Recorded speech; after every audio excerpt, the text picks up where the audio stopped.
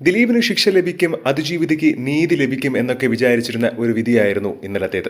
പക്ഷേ നടൻ ദിലീപ് പുറത്തിറങ്ങി വന്ന് പറഞ്ഞതാവട്ടെ ആദ്യം മുൻഭാര്യയ്ക്കെതിരെയാണ്. അതായത് തന്റെ മുൻഭാര്യയായ മഞ്ജു പറഞ്ഞതിൽ നിന്നുമാണ് ഈ ഒരു ഗൂഢാലോചനയുടെ ആരംഭം തന്നെ തുടങ്ങുന്നത്.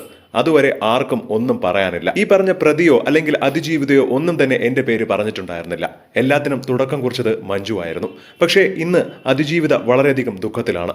കാരണം തന്റെ നിയമ പോരാട്ടത്തിന് നല്ലൊരു വിധി ലഭിച്ചില്ല എന്നുള്ളത്. ഈ കേസിൽ ആദ്യം മുതലേ മഞ്ജു വാര്യറാണ് ആക്രമിക്കപ്പെട്ട നടിക്ക് എല്ലാവിധ സപ്പോർട്ടും നൽകിയത്. എന്തൊക്കെ സമ്മർദ്ദങ്ങൾ വന്നാലും എന്തിന് മകൾ മീനാക്ഷിയുടെ സമ്മർദ്ദം ഉണ്ടായിരുന്നിട്ട് പോലും മൊഴി മാറ്റി പറഞ്ഞില്ല. 28 സാക്ഷികളോളം മൊഴി മാറ്റിയെങ്കിലും മഞ്ജു താൻ പറഞ്ഞ കാര്യങ്ങളിൽ ഉറച്ചു തന്നെ നിന്നു. കാരണം താൻ നിർബന്ധിച്ചതിന്റെ കാരണം കൊണ്ട് മാത്രമാണ് ആക്രമിക്കപ്പെട്ട നടി ദിലീപിന്റെയും കാവ്യയുടെയും ബന്ധം മഞ്ജുവിനടുത്ത് തുറന്നു പറഞ്ഞത്. മഞ്ജു അല്ലാതെ തന്നെ നേരത്തെ ദിലീപിന്റെ ഫോണിൽ നിന്നും പല കാര്യങ്ങളും കണ്ടെടുത്തിട്ടുണ്ടായിരുന്നു. പക്ഷേ ദിലീപ് കരുതിയത് അതിജീവിതയാണ് ഈ കാര്യങ്ങൾ വെളിപ്പെടുത്തിയത് എന്ന്. എന്നാൽ മഞ്ജു അറിഞ്ഞ കാര്യങ്ങൾ അതിജീവിതയോട് ചോദിക്കുക മാത്രമാണ് ചെയ്തത്. അതും അതിജീവിതയുടെ അച്ഛൻ നിർബന്ധിച്ചത് കൊണ്ട് മാത്രമാണ് ആക്രമിക്കപ്പെട്ട നടി ഈ ഒരു കാര്യം വിശദമായി പറഞ്ഞു കൊടുത്തത്. മകൾ മീനാക്ഷി പലതവണ മഞ്ജുവിനെ സ്വാധീനിക്കാൻ ശ്രമിച്ചിട്ട് പോലും ആക്രമിക്കപ്പെട്ട നടിക്കൊപ്പം താൻ നിൽക്കും, എന്തൊക്കെ സംഭവിച്ചാലും ഞാൻ ഈ ഒരു കാര്യത്തിൽ നിന്നും പിന്മാറില്ല എന്ന് ഉറച്ച തീരുമാനമെടുത്ത വ്യക്തിയാണ് മഞ്ജു വാര്യർ. ഇന്ന് മഞ്ജുവിനെ ഒരുപാട് പേർ സൈബർ ആക്രമണം നടത്തുകയാണ്. ദിലീപിനെ മനഃപൂർവ്വം കുടുക്കി എന്ന് പറഞ്ഞുകൊണ്ടാണ് ഒരുപാട് പേർ മഞ്ജുവിന്റെ സോഷ്യൽ മീഡിയ പോസ്റ്റ്